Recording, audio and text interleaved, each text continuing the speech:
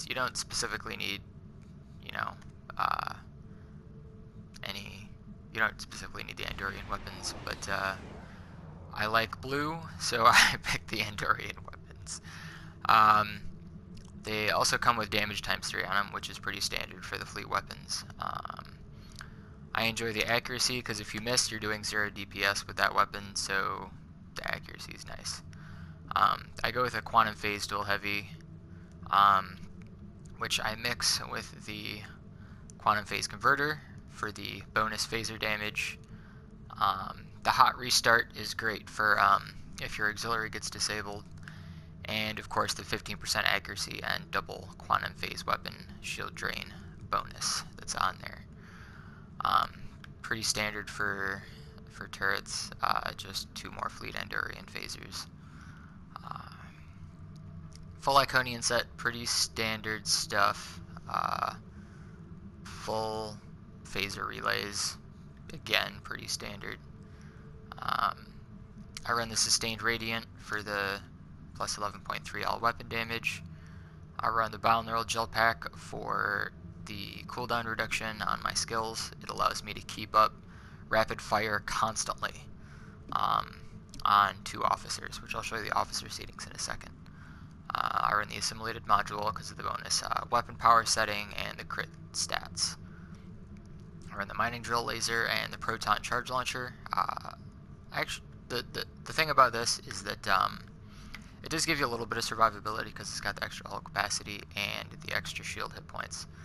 The big selling point here is, of course, the plus 25% phaser damage. But the mining laser is also really nice. If you're in a cluster of enemies and some of them spawn behind you, or you're suddenly found with some enemies that are behind you and you don't know where your ship is shooting and you need to figure out where you're supposed to turn really quick to attack things, all you gotta do is tap the mining drill laser button. I usually have it on my quick cast, and it'll instantly show you where you should be pointing your ship to shoot stuff.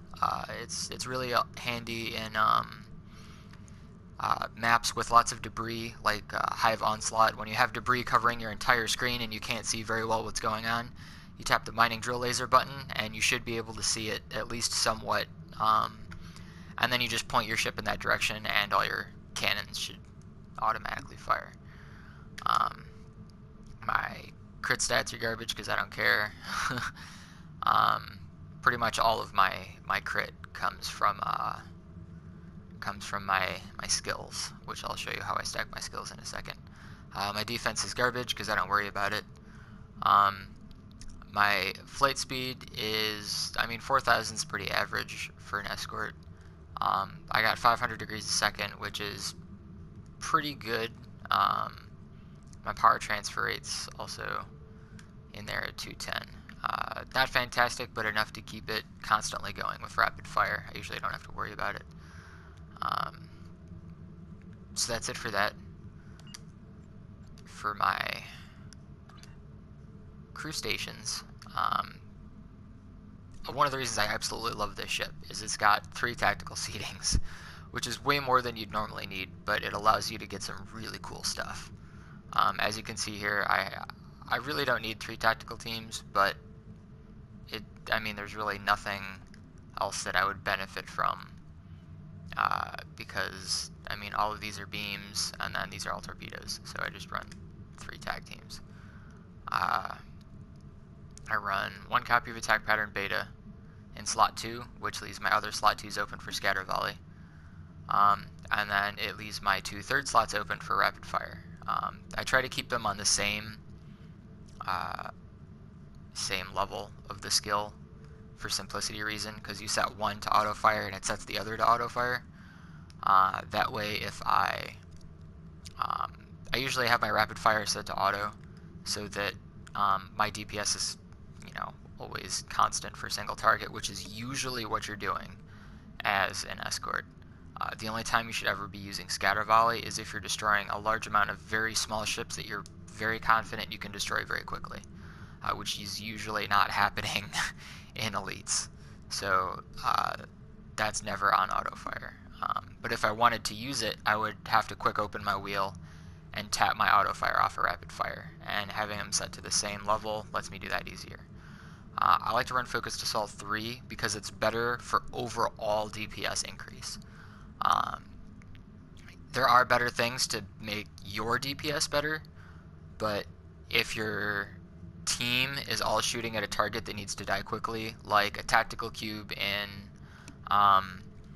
Hive Onslaught Elite, or something that needs to die as quickly as possible, or a boss, of course, you want to make sure that it's going to give you the most overall DPS. And Focused Assault is a 20% damage and accuracy increase for everybody, so that's an overall 100% bonus damage increase. And you're not going to get that with any skill that targets just you. So it's great for that. I like a little bit of survivability, so I run one science team and one hazard emitter. That way, if I get poked, I can at least get that back a little faster. Of course, my only engineering skill is emergency powered weapons, because what else would it be? For specializations, I like to run strategist. It's got a lot of great DPS skills. When you're not threatening, plus crit chance. When you're not threatening, crit severity. A lot of just cool stuff that that's great when you're not threatening. Here you got all damage, and then hull regeneration. So I mean, just lots of great stuff. Plus you get diversionary tactics, which is a hugely important skill for running a glass cannon ship like this. Because anytime you find yourself suddenly surrounded, or like if the tank dies or something, you need to be able to not get shot at. And this is a great way to just placate everything within 10 kilometers of you, which is obviously anything that's shooting at you. And it's just a great skill. I run Intelligence Officer for a lot of the DPS skills. I mean, Pilot doesn't really give you much in the terms of bonus damage, but if you're really good at flanking enemies, it's especially easy to do on bosses. Bosses are really easy to get around behind. Just so many damage bonuses for shooting them in the butt. So great for that. Absolutely great. For my space skills, obviously, you want to run energy, targeting, and I only have defensive maneuvering on to get the final skill, but it's still not bad. Of course, both the crit skills, hull penetration, and shield weakening, great skills. All the end cap skills are fantastic. You really need the tactical readiness to get those two rapid fires to go continuously. You need as much cooldown reduction as you can get, namely for a lot of your other skills too. So the defensive coordination again is just for the end tree skill, but they're still great. Shield reflection's a little nice bonus. 1 point in engineering readiness is going to get you the most for your money there. Warp core potential is of course great. The extra subsystem power really helps. Of course, all subsystem power, all to the weapons. You want that at full as much as possible. I got the impulse expertise, just because the speed and turn rate is so important. And if you don't put points into this, you really need to use a console slot to get it. So I feel like putting the points in here really frees up the chance for a great DPS console. Of course, you want the EPS system flow to keep those points up. Very important. And then just trying to get the bang for my buck here in this hull capacity and hull restoration. The first point's always worth the most, so there's that. As far as traits, I run numerical superiority, because most of the time I'm shooting at the same thing that my allies are shooting at. I'm shooting at whatever's the tank is shooting at, or especially in things like Hive Onslaught Elite, you're always focusing the same targets. You should be coordinating, so you should almost always be getting the full 50% bonus from that. There's a few exceptions, like Corfez, where you're spread out, but most of the time, you're a great trait. Reciprocity it's hit or miss. Like, you don't have a lot of things shooting at you. You should not have a lot of things shooting at you, but I feel like it's still worth it in terms of a lot of the other stuff that's out right now.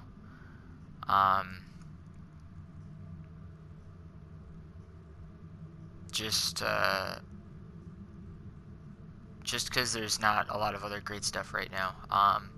If you have the money for some of the lockbox ships, there are some great starship traits out there. I just haven't gotten around to doing them yet. So that's kind of a filler right now.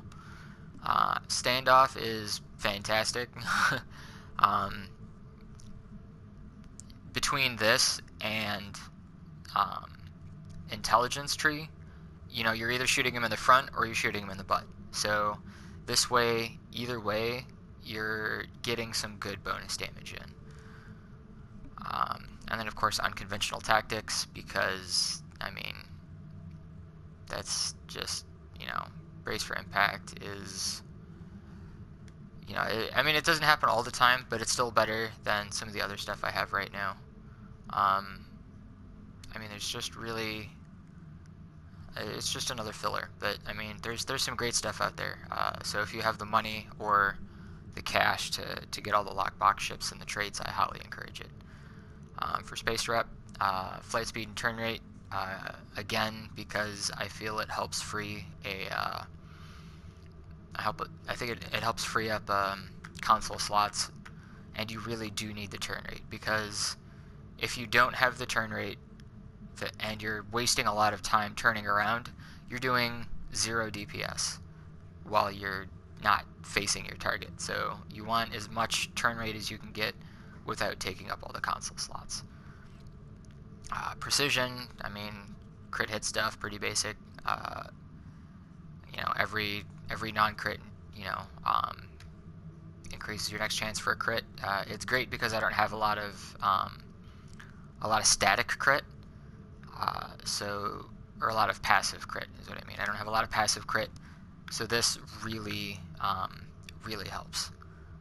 If you're doing a crit build, definitely don't recommend this. It's practically worthless if you're doing a crit build. And then, of course, bonus crit severity. By active rep is, you don't really have much of a choice as far as space combat stuff goes, because there's only 3 of them right now. So the interface platform, great for or is there 4 now? Nope, yeah, Defiance is a ground one. I mean, it's another great panic button if a bunch of guys are shooting at you and your playstate, your AoE playstate is not up. So, and it's also a heal. So, if you find yourself getting shot, taking a lot of damage, great to throw out. Space traits. Most of these are pretty basic, minus threat gen, plus crit severity, more crit, more accuracy. What does this one do again? All your critical hits reduce your opponent's accuracy. That's not fantastic, but I mean, you know, there's not a lot of you can't fill all 10 spaces. If you're not an alien, then maybe take that one out. Of course, cannon weapon damage, EPS flow, very important again. All damage per team member, basic stuff. Efficient captain, great stuff. Yeah, this is a tactical specific one, so you might not have that in your character, but I'm sure you'll figure something out. And then, of course, more flight and impulse speed, which does tend to help in a lot of elite missions, namely Battle of Corfez, where you have to dart around a lot to cover the whole area. Why can't I think of the name right now? The Grether, great for darting around and closing the gates. But that's pretty much my build. So, I mean, there you have it.